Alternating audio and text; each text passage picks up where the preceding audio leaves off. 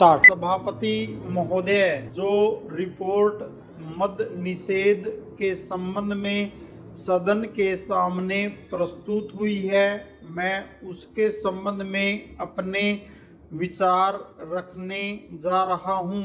विराम। इस रिपोर्ट के दो भाग हैं।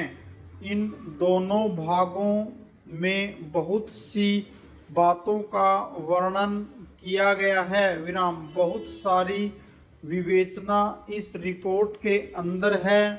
विराम। मैं इसके विस्तार में जाना नहीं चाहता हूँ, लेकिन कुछ ठोस और विशेष बातें आपके सामने रखना चाहता हूँ। विराम। पहली बात तो यह है कि क्या नशाबंदी हमारे लिए आवश्यक है? Question mark. क्या यह आवश्यक है कि हम मद्यपान न करें? Question mark. इस पर ध्यान देने से आपको पता चलेगा कि जो भी काम हम अपने हाथ में लेते हैं, चाहे वह खेती का हो, व्यापार का हो या यांत्रिक युग और विज्ञान का हो, उसके लिए आवश्यक है कि आदमी का मस्तिष्क ठीक तरह से काम करे। विराम। अगर मस्तिष्क का संतुलन बिगड़ जाता है तो वह उसको ठीक तरह से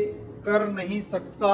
विराम। और यह शराब एक ऐसी चीज है जो कि व्यक्ति के मस्तिष्क का संतुलन खो देती है। विराम। इसलिए हमारे देश में हमारे नेताओं ने यह आवश्यक समझा था कि अगर इस देश में सामाजिक और आर्थिक जीवन का संतुलन ठीक रखना है, लोगों को किसी चीज का ज्ञान देना है, किसी चीज को उन्हें सिखलाना है, तो उसके लिए आवश्यक है कि इंसान का दिमाग ठीक रहे, और इसलिए नशाबंदी का होना बहुत ही आवश्यक है।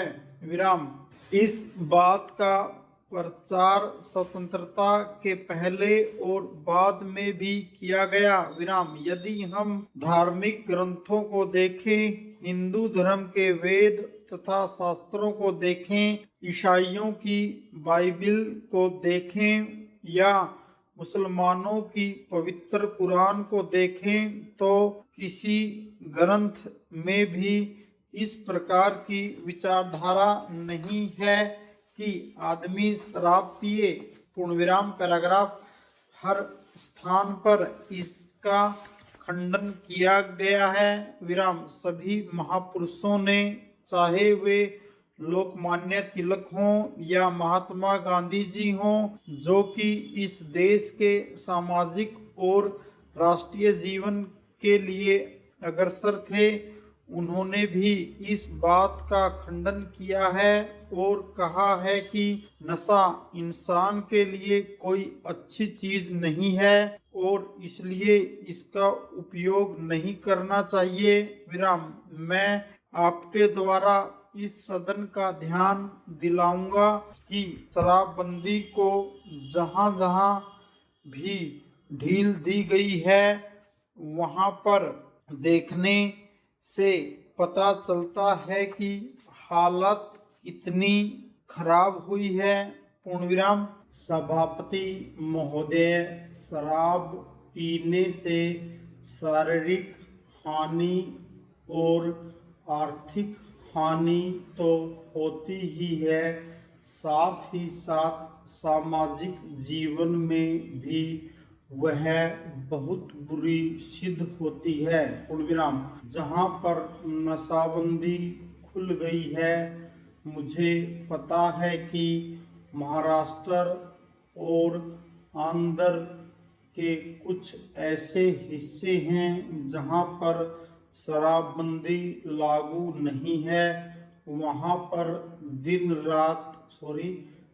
दिन अपराध बढ़ते जा रहे हैं। पूर्णविराम। पैराग्राफ। मान्यवर, इस अनुदान पर जब हम विचार कर रहे हैं तो हमारे सामने तीन परिस्थितियां हैं। नक्सलवादी किसान विद्रोह देश के अनेक भागों में अकाल की काली छाया और आंदोलनों की बढ़ती हुई लहर विराम मैं निश्चित रूप से कह सकता हूं कि सरकार की अब तक की खाद्य नीति और कृषि नीति असफल सिद्ध हुई है विराम इसका मूल कारण क्या रहा क्वेश्चन मार्क कारण केवल एक रहा है कि क्रांतिकारी भूमि सुधार अब तक 55 वर्ष के अंदर भी नहीं किए जा सके जबकि स्वतंत्रता प्राप्ति के 5 वर्ष में वे कर दिए जाने चाहिए थे।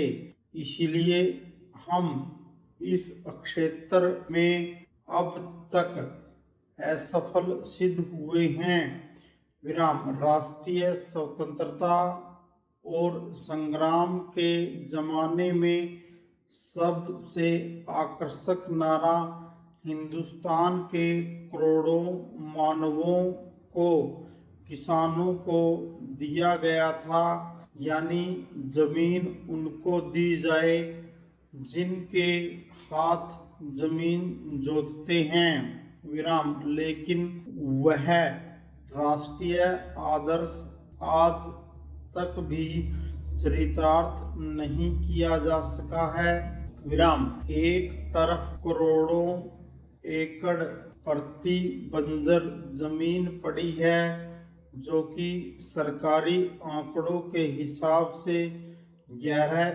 करोड़ एकड़ से कम नहीं है विराम इन जमीनों का उपयोग न होने के कारण से आज किसानों की समस्या हमारे लिए एक महान विभीषिका का प्रश्न बन गई है विराम आज स्थिति यह है कि करोड़ों खेत मजदूर भूमिहीन आदिवासी हरिजन एक तरफ पड़े हुए हैं और दूसरी तरफ करोड़ों एकड़ प्रति बंजर जमीन अनेक रूप में पड़ी हुई है लेकिन उनका समागम नहीं होने दिया जा रहा है विराम इसलिए आज बेकारी में भी इतनी वृद्धि हुई है विराम